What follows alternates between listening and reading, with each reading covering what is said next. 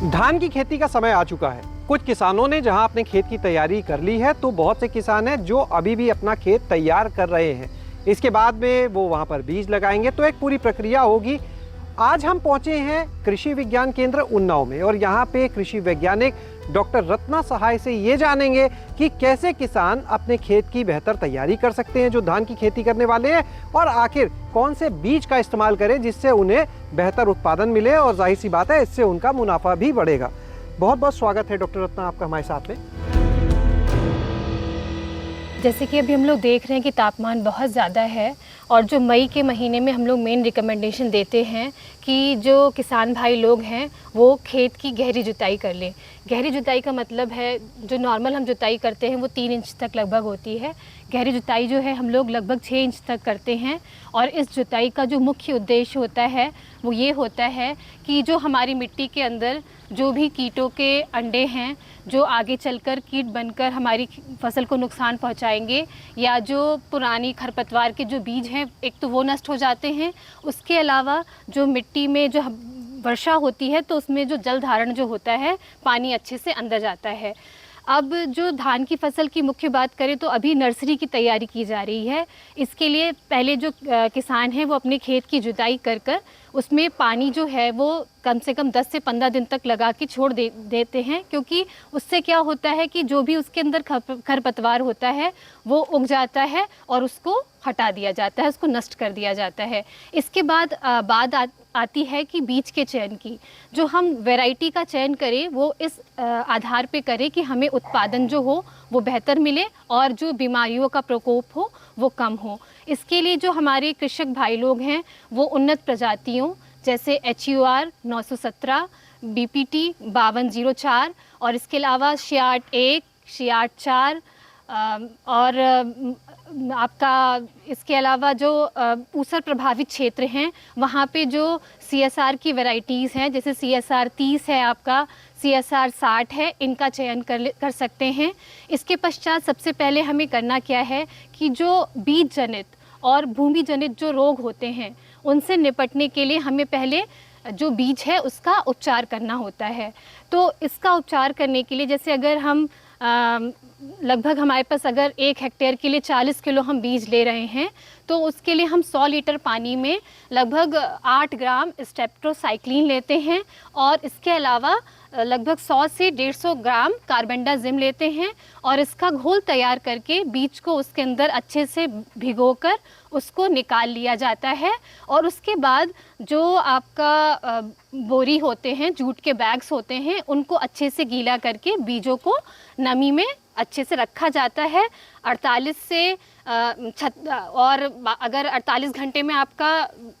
Germination हो जा रहा है, अंकुरण हो जा रहा है तो ठीक है, वरना 1 दिन और के लिए हम उसको अच्छे से अंकुरित कर लेते हैं। ये जो अंकुरण की अवस्था खेत से पहले लाने का ये भी मुख्य उद्देश्य है, क्योंकि इतनी गर्मी है इसमें जो अंकुरण है उस पर बहुत विपरीत असर पड़ता है, तो इसको पहले से अंकुरित करने के पश्चात ही इसको खेत में डाला जाता है। खेत में बीज को डालने से पहले आप अपनी मिट्टी की जांच के अनुसार उर्वरक का उपयोग करें। वैसे अगर आपने मिट्टी की जांच अगर किसान भाई लोग नहीं करवा पाए हैं तो इसमें आप अगर जैसे हमें 1 हेक्टेयर का जो बीज है उसको उगाने के लिए लगभग 800 मीटर स्क्वायर से 1000 मीटर स्क्वायर तक की नर्सरी तैयार करनी होती है। अगर हम 100 मीटर स्क्वायर की बात करें तो उसमें हम लगभग 2 से 5 किलो यूरिया, 2 से 4 किलो DAP, इसके अलावा लगभग 100 से 200 ग्राम जिंक, और सबसे महत्वपूर्ण ये है कि लगभग 1 से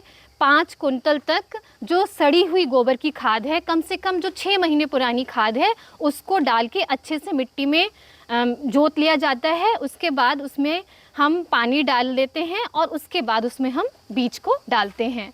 बीज को डालने के बाद इस टाइम तापमान बहुत ज़्यादा है, हमारी फसल पे विपरीत असर पड़ता है, इसलिए हमें ये बहुत ज़रूरी है कि हम शाम को पानी लगाएं और शाम को पानी लगाने के पश्चात सुबह थोड़ा जो अपना पानी है उसको खेत से निष्कासित कर दें, क्योंकि जब वातावरण का तापमान बढ़ेगा उससे जब पानी का टेम्परेचर बढ़ता है उससे क्या होता है कि हमारी जो बीज का जो है उसका अंकुरण भी कम होता है और जो प्रॉपर जो पॉपुलेशन है वो मेंटेन नहीं हो पाती है। इसके बाद जब हमारा जो नर्सरी है जब वो तैयार हो जाती है 25 से 30 दिन के पश्चात, तो हम इसको ट्रांसप्लांटिंग के लिए ले जाते हैं। जो किसान भाई लोग ऊसर ज़मीन में अपनी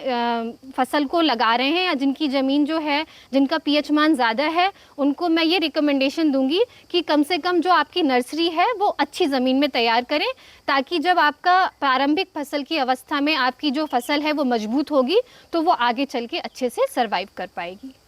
मैम, अगर इसको हम, जैसे आपने दिन के हिसाब से हर चीज़ को बताया, अगर हम इसको समय के हिसाब से जानना चाहें, जैसे अभी मई का समय है, किस तारीख तक कौन से काम को किसान ज़रूर पूरा कर लें, अवश्य पूरा कर लें, अगर उसके हिसाब से आप बताएं। हाँ, देखिए जो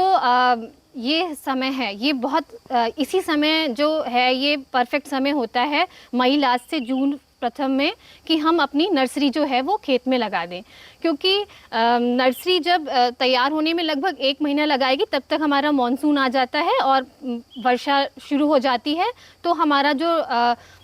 ट्रांसप्लांटिंग के लिए उचित मात्रा में पानी रहता है, जिनके किसान भाइयों के पास जो पानी का उचित संसाधन उपलब्ध नहीं है तो उस समय उनको पानी उचित मात्रा में मिल जाता है, जिससे वो आसानी से ट्रांसप्लांटिंग कर लेते हैं, क्योंकि धान की फसल में उस वक्त पानी की बहुत आवश्यकता होती है। जब आप ट्रांसप्लांटिंग करते हैं तो एक तो पहले आपको खेत को अच्छे से 2-3 बार जुताई करके उसमें कम से कम 3 से 5 सेंटीमीटर आपको पानी उस समय चाहिए होता है। आपको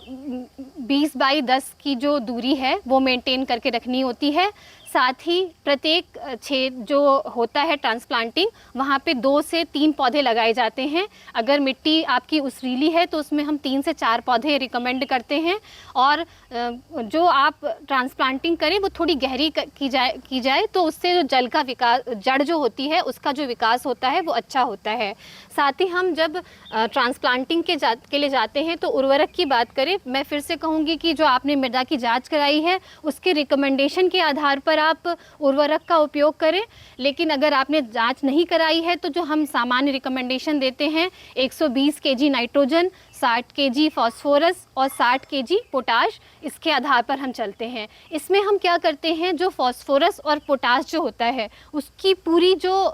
डोज होती है उसको जुताई के उसमें पहले ही डाल दिया जाता है। लेकिन जो नाइट्रोजन है उसको 3 अवस्थाओं में डाला जाता है। 1/3 जो होता है वो ट्रांसप्लांटिंग से पहले डाल दिया जाता है, 1/3 जो होता है वो लगभग जब कल्ले फूटते हैं तब डाला जाता है, और 1/3 जो होता है उसके 30 दिन के अंतराल पर डाला जाता है। इसके अलावा जो धान की फसल में मुख्य उर्वरक की बात करें तो वो जिंक है। लगभग 25 केजी प्रति हेक्टेयर के हिसाब से जिंक सल्फेट का प्रयोग किया जाता है, जिसको हम लगभग ट्रांसप्लांटिंग के 20 दिन बाद उपयोग में लाते हैं। किसान भाई लोग इस चीज़ का विशेष ध्यान दें कि कभी भी जो आपका डीएपी है उसके साथ आप जिंक का उपयोग ना करें। इससे क्या होता है कि जो ये फर्टिलाइज़र होता है ये आपस में बॉन्ड हो जाता है और इससे इसकी जो उपलब्धता होती है वो पौधे को नहीं हो पाती है। इसके अलावा मैं एक रिकमेंडेशन और देना चाहूँगी कि जैसे बहुत सारा जो पोषक तत्व होता है वो हमारी मिट्टी में बंधी हुई अवस्था में होता है, जो हमारे पौधे को नहीं मिल पाता है। इसके लिए हम ये रिकमेंडेशन करते हैं कि आप जो बायो फर्टिलाइज़र्स हैं उनके द्वारा बीज उपचार भी कर सकते हैं। साथ ही साथ जब आप ट्रांसप्लांटिंग से पहले जो जड़ों का उपचार है उसके लिए इसका उपयोग कर सकते हैं। इसको पानी में इसके लिए हम जो मुख्य बायो फर्टिलाइज़र्स हैं, जैसे आपका एजोटोबैक्टर है नाइट्रोजन के लिए, फॉस्फेट सोल्यूबलाइजिंग बैक्टीरिया है आपका फॉस्फोरस के लिए, इसके अलावा अभी जिंक के भी सोल्यूबलाइज़र आ रहे हैं और भी कई सारे जो बायो फर्टिलाइज़र्स हैं वो उपलब्ध हैं, जिनका उपयोग हम करके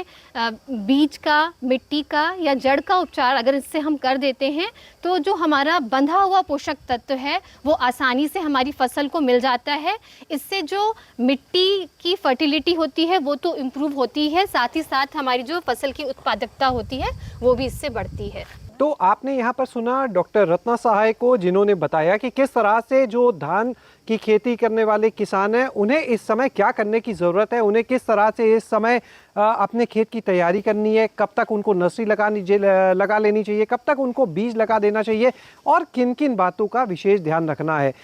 जो ऊसर भूमि है वहाँ के लिए उनको कौन से बीज इस्तेमाल करने चाहिए, या बाकी जो भूमि है वहाँ के लिए कौन से बीज इस्तेमाल करें तो बेहतर उनको पैदावार मिलेगी। शैलेश अरोरा, गाँव जंक्शन।